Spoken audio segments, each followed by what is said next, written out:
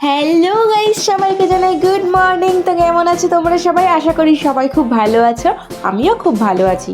তো রোজকারের মতো আজকে সকালে উঠেও সবার প্রথমে তুলসীদির জন্য ব্রেকফাস্ট বানাতে নিয়েছি। তো এখানে আমি সবার প্রথমে একটু ড্রাই ফ্রুট পাউডার মিশিয়ে নিয়েছি, তারপরে দুধ দিয়ে দিলাম, তারপরে দিয়ে নিলাম একটু কর্নফ্লেক্স। তো বেশিরভাগ দিনে কিন্তু এই সকালবেলাটা আমি কর্নফ্লেক্স বা ছাতু এই সমস্ত জিনিসই এখন দিচ্ছি, কারণ এই সকালবেলাটা না এত তাড়াহুড়ো বেঁধে যাচ্ছে যে আমি সেরকম কোনো খাবার বানানোর টাইমই পাচ্ছি না। রোজ দিনই মনে করি একটু তাড়াতাড়ি উঠবো, কিন্তু সে আর হয়ে ওঠেই না। রাতে যদি শুতে 2টো বাজে তাহলে কি সকাল সকাল আর ওঠা যায় বলুন তো? তো যাই হোক, এবার আমি কর্নফ্লেক্সটার মধ্যে একটু চিনি দিয়ে দিলাম। তো অন্যান্য সময় আমি গুড় বা তাল মিছরি এই সমস্ত জিনিসই দিই, কিন্তু কোনো কিছুই ছিল না দেখে চিনিটাই দিয়ে দিলাম। তো চলো আগে দেখে আসি আমাদের তোদের চিনি কী করছে, আগে ওদেরকে খাইয়ে নিই, তারপরে বাদবাকি কাজ বাজ। তো নিচের ঘরে এসে দেখলাম আমাদের তোজো আর চিনি দুজনে মিলেই ফোন দেখতে ব্যস্ত। সারা দিন ফোনের মধ্যে এই শর্টস খুলে সারাক্ষণ এই শর্টসগুলোই দেখতে থাকবে। তো কী আর করবো, বেশিরভাগ সময় বলতে পারো খাওয়ানোর সময়টা ওই ফোন বা টিভি দিতেই লাগে। কোনো সময় হয়তো দুটোর একটাও দিই না, তবে তখন খেলতে খেলতে খেয়ে নেয়। আবার যদি খেলতে খেলতে না খায় তখন একটু দিতে লাগে, নাহলে খাওয়ানোর সময় প্রচণ্ড পরিমাণে বিরক্ত করে। তো তোজবাবু দেখে নিলেন যে আমি ক্যামেরাটা রেখে দিয়েছি, তো ওই কারণে ও গাড়িটাকে বারবার করে দেখাচ্ছে। আসলে এই গাড়িটাও কিন্তু খুব পছন্দের একটা গাড়ি। এই গাড়িটা আমি যখন দিদার বাড়িতে গেছিলাম, তো ওখানে মিলন মেলা হচ্ছিল, সেই মিলন মেলা থেকেই আমি গাড়িটা কিনেছিলাম। গাড়িটার উপরে কিন্তু কম অত্যাচার ওরা করে না, তো ও গাড়িটা টিকে আছে যে এটাই অনেক। এই গাড়ির উপরে ওরা বসবে, বসে বসে গাড়ি চড়বে। গাড়িটা যে কতবার পাল্টি খায়, গাড়িটার মধ্যে মাঝে মাঝে দুজনে একসাথে উঠে বসে, আর সেই তখন যখন গাড়িটা পাল্টি খায় দুজনে মিলে একসাথে কিন্তু ওরাও পাল্টি খেয়ে পড়ে যায়। তো ওরা ওটাকেই খেলা মনে করে। যতই বারণ করি যে এরকম খেলা না খেলতে, কিন্তু কে শোনে আর কার কথা। তো যাই হোক, ঘর দুয়ার পরিষ্কার করে নিলাম, আগে মোছামুছিটা করে নিলাম, তারপরে এখানে আমি ভাত বসাতে নিয়েছি। এখনও কিন্তু ঠিক করে উঠতে পারিনি কি রান্না করব। আগে ভাবলাম ভাতটা তো বসিয়ে নিই, তো আগে এক মুঠো মুসুর চাল ধুলে রেখে নিলাম। তো এবার আগে ভাতটা বসাবো, তার আগে জানলাটা খুলে নিই। এপাশের জানলাটা কিন্তু খুব বেশিক্ষণ খুলে রাখা যায় না, কারণ শীতের সময় না এই পাশটা দিয়ে হাওয়া দেয়, আর হাওয়া দিলে তখন গ্যাস নিভে যায়। তো ওই কারণে এই জানলাটা খুব বেশিক্ষণের জন্য খুলে রাখা হয় না। তো ভাত বসিয়ে চিন্তা করছিলাম কি রান্না করব। তো ফ্রিজে দেখলাম একটা বাঁধাকপি আছে, তো ভাবলাম বাঁধাকপি না হয় রান্না করে ফেলি। কিন্তু সমস্যাটা এটাই, আমি বাঁধাকপি কাটতে গেলে অনেকটা সময় চলে যায়। আমি বাঁধাকপি যেদিনই রান্না করি বেশিরভাগ দিনই তোমাদের দাদা ভাই দিয়ে বলি কেটে দিতে, ও কিন্তু চাকু দিয়ে বেশ সুন্দরভাবে কেটে দেয়। আমি যদিও চাকু দিয়ে খুব ভালোভাবে কাটতে পারি না, আমি কিন্তু পটি দিয়েই মোটামুটি ভালোভাবে কাটতে পারি। তো যাই হোক, এখানে কিন্তু আমার বাঁধাকপি কাটা কমপ্লিট হয়ে গেছে। তার আগে ভাবছি বাঁধাকপির যে পাতাগুলো রয়েছে এই জায়গাটাকে জঙ্গল না করে রেখে খরগোশগুলোকে দিয়ে আসি, তারা না হয়তো ততক্ষণে খেতে থাকবে। বাঁধাকপির পাতা বলো, তারপরে ফুলকপির পাতা বলো, সাদা খরগোশগুলো কিন্তু খেতে বেশ ভালোবাসে। আবার আমাদের বানি মানে বড় খরগোশটা ও একটু গাজর খেতে বেশি ভালোবাসে।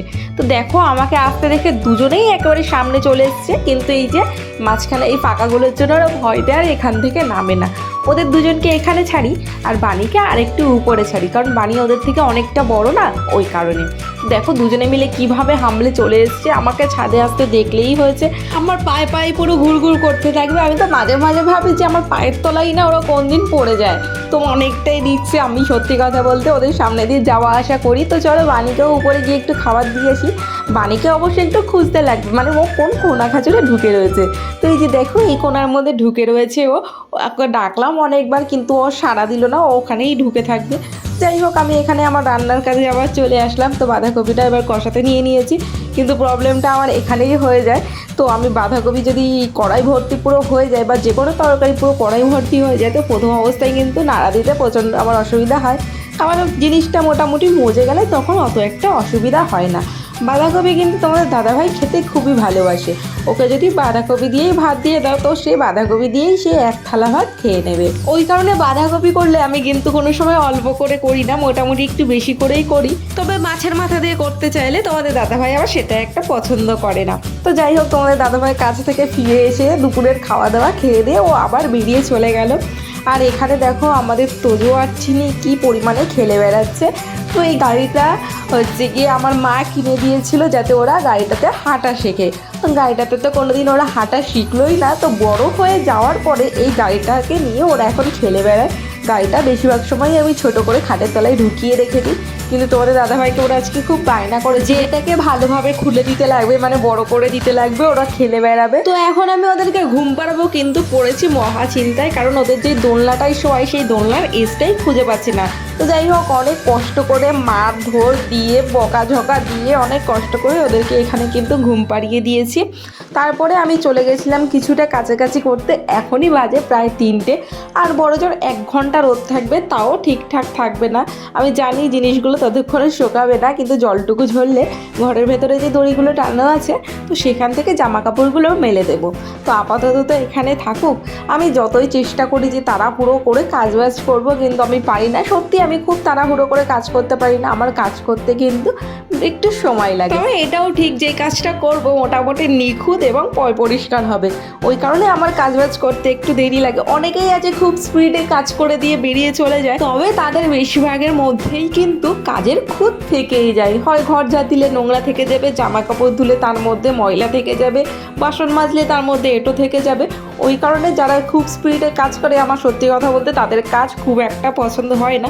যদিও সবাই সেটা করে না, আমি কিছু কিছু মানুষের কথাই বললাম।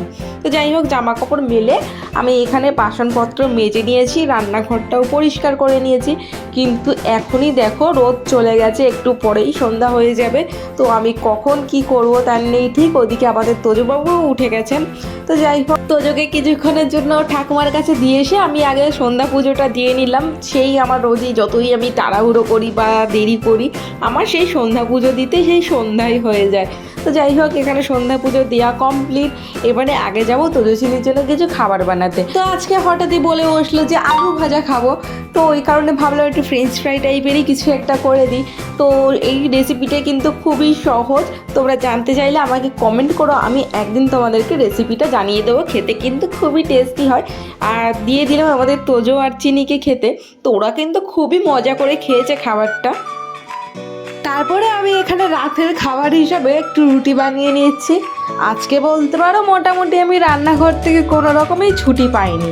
সত্যি আমি আজ সারাদিন সেরকমভাবে কোনো বসারই সময় পেলাম না। আটাটা আগেই মেখে রেখেছিলাম, তবে আজকের আটা মাখাটা একটু বেশি নরম হয়ে গেছে। যদিও নরম হলে রুটিগুলো খেতে টেস্ট হয়, কিন্তু বেশি নরম হয়ে যাওয়ার কারণে একটু বেলতে অসুবিধা হচ্ছে। না হলে অন্যান্য দিন এই কটা রুটি মোটামুটি আমার অনেক তাড়াতাড়ি বেলা হয়ে যায়। এখন যেমন আমি এক পাশে বেলছি আর এক পাশে রুটি ভাজতে নিয়েছি, আগে কিন্তু এই চিন্তা ভাবনাটাও আমার মাথায় আনা অনেক দূরে ছিল। কারণ আমি আগে রুটি পারতামই না বলতে পারো, ওই একটা একটা করেই বেলতাম, সেই একটা রুটিকেই চাটুর উপরে খুব ভালোভাবে আর কি সেঁকে নিতাম। তবে ওই রুটিটা করতে গেলে দেখতাম অনেক সময় শক্ত হয়ে যেত, কিন্তু এরকমভাবে ভালোভাবে সেঁকে নিলে রুটি কিন্তু সেরকম একটা শক্ত হয় না। আর চাটুতে যখন রুটি করতাম এই একটা একটা করে একটা রুটিও কিন্তু আমার ফুলতো না। আর এখন কিন্তু মোটামুটি আমার সব রুটিই প্রায় ফোলে। আর আগে ধরো বাই চান্স কোনো রুটি ফুলে যেত, তো সেই রুটিটা আমি তাড়াতাড়ি করে ফটো তুলে মাকে পাঠাতাম, মেয়েকে দেখাতাম, তাকে দেখাতাম, মানে কতই না মজা পেতাম আমি। আর মা আমাকে কিছুদিন আগে কিছু মিক্সড ডাল দিয়েছিল, তো মিক্সড ডালটা দিয়ে কী করবো বুঝতে পারছিলাম না। তো তোমাদের দাদাভাইকে বললো করে একটু তরকার ডাল আনো। তো সেই তরকার ডালটাকে একসাথে আজকে দুপুরবেলা ভিজিয়ে রেখেছিলাম এই ডালগুলোর সাথেই দিয়ে, সেটাকেই একটু সিটি মেরে নিয়েছি। তো আজকে ভাবলাম ওটা দিয়ে একটু তরকার ডাল না হয় বানিয়ে নেওয়া যায়। তো দেখো সেটাই করতে নিয়েছি আর কি। তো চলো আজকের ভিডিওটা তাহলে এই অবধি। ভিডিওটা ভালো লাগলে অবশ্যই একটু লাইক শেয়ার কমেন্ট করে দিও। যারা এখনও অবধি চ্যানেলটা সাবস্ক্রাইব করেনি তারা প্লিজ চ্যানেলটা একটু সাবস্ক্রাইব করে দিও, পাশে থাকা বেল আইকনটি অবশ্যই ক্লিক করে দিও, যাতে আমি আরও যা যা নতুন ভিডিও ছাড়বো সেই ভিডিও নোটিফিকেশানগুলো তোমাদের কাছে পৌঁছে যায়। তো চলো আজকের জন্য তাহলে টাটা, বাই বাই।